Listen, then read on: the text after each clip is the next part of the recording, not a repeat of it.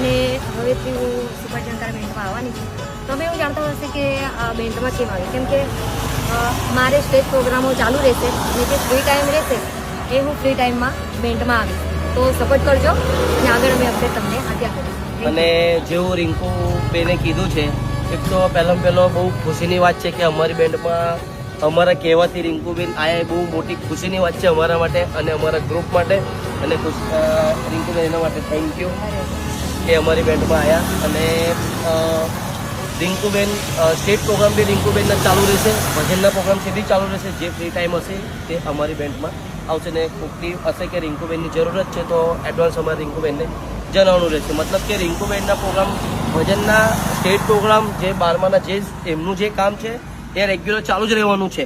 મતલબ કે બેન્ડમાં બી આવશે અને એમનું જે કામ છે એ બી ચાલુ